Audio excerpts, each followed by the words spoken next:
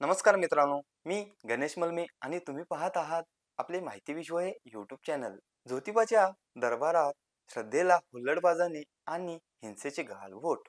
दख्खनचा राजा ज्योतिबा कोल्हापूरच्या सु- संस्कृतीचा मानबिंदू आणि लाखो भाविकांचे आराध्य दैवत. ज्योतिबाच्या डोंगरावर जेव्हा चांगभलचा जयघोष होतो तेव्हा तिथे केवळ भक्तीचा गुलाल उधळला जातो. पण दुर्दैवाने परिते गावच्या मानाच्या सासनकाठी पूजनावेळी जो राडा झाला त्याने या तीर्थक्षेत्राच्या पावित्र्याला आणि परंपरेला मोठा तडा गेला आहे. या घटनेचे जे स्वरूप समोर आले आहे ते पाहता केवळ एका बाजूने दोष देऊन चालणार नाही, तर भाविकांची बेजबाबदार वृत्ती आणि पुजाऱ्यांचा आक्रमक पवित्रा या दोन्ही नाण्याच्या दोन्ही बाजू तपासून पाहणे गरजेचे आहे.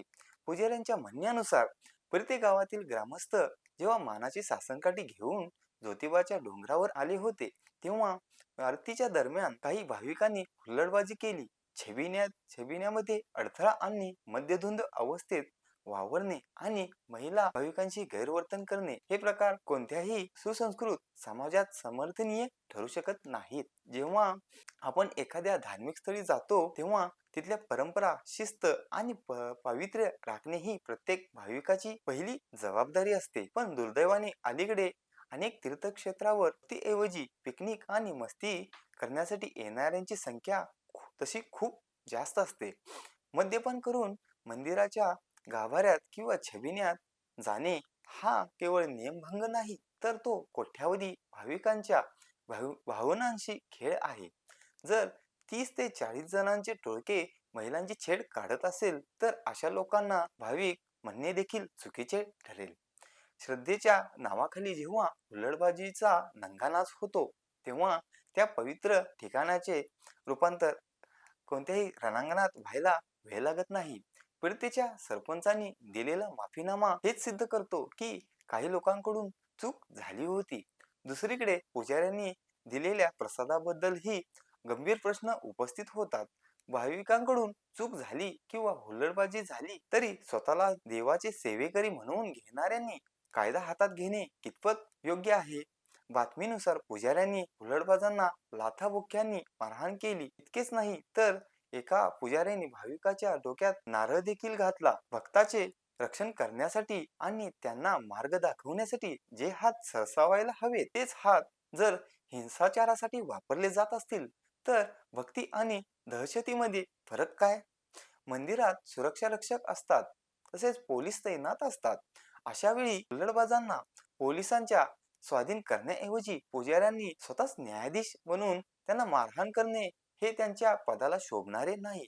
पुजाऱ्यांच्या अशा हिंसक कृत्यामुळे संपूर्ण पुजारी समाजाची आणि पर्यायाने मंदिराची प्रतिमा मलिन होते.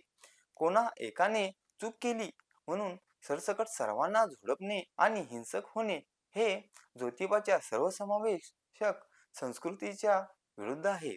ज्योतिबाची चैत्र यात्रा आता तोंडावर आहे, त्याआधीच अशा प्रकारच्या घटना घडणे हे प्रशासन आणि देवस्थान समितीसाठी धोक्याची घंटा आहे. प्रत्येक गावच्या सासनकाठी पूजनेनंतर यात्रेची खरी सुरुवात होते, पण या सुरुवातीलाच वादाचा आणि रक्ताचा डाग लागला आहे. जर अशा प्रकारे स्थानिक पुजारी आणि बाहेरून येणारे भाविक यांच्यात संघर्ष होत राहिला तर यात्रेच्या काळात परिस्थिती कशी हाताळली जाईल? या घटनेनंतर केवळ माफीनामा घेऊन पडदा टाकणे पुरेसे नाही. पोलीस प्रशासनाने सीसीटीव्ही फुटेज तपासून ज्यांनी हुल्लडबाजी केली त्यांच्यावर आणि ज्यांनी अमानुष मारहाण केली अशा दोघांवरही कायद्यानुसार कारवाई करणे अपेक्षित होते. जर केवळ तडजोडीवरच अशा गोष्टी सुटणार असतील तर भविष्यात गुन्हेगारी प्रवृत्तीच्या लोकांना अधिक बळ मिळेल. पश्चिम महाराष्ट्र देवस्थान समितीने देखील मंदिरात सीसीटीव्ही आणि सुरक्षा व्यवस्था अधिक कडक करण्याची गरज आहे. तसेच पुजाऱ्यांसाठी देखील आचारसंहिता असणे गरजेचे आहे. ज्योतिबाचा डोंगर हा सर्वांचा आहे, तिथे कोणाचीही एकाधिकारशाही चालता कामा नये.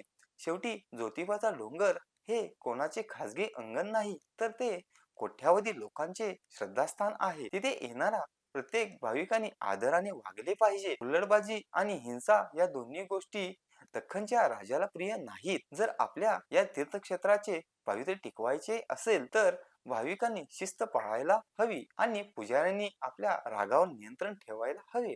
तर ज्योतिबाच्या नावाने चांग भलं हा जयघोष खऱ्या अर्थाने सार्थ ठरेल. व्हिडिओ आवडला असेल तर लाईक करा.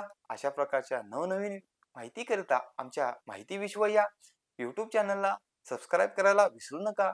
जर तुम्ही चॅनलवर नवीन आला असाल तर आत्ताच सबस्क्राईब करा. तर चला मित्रांनो, भेटूया पुढील व्हिडिओमध्ये.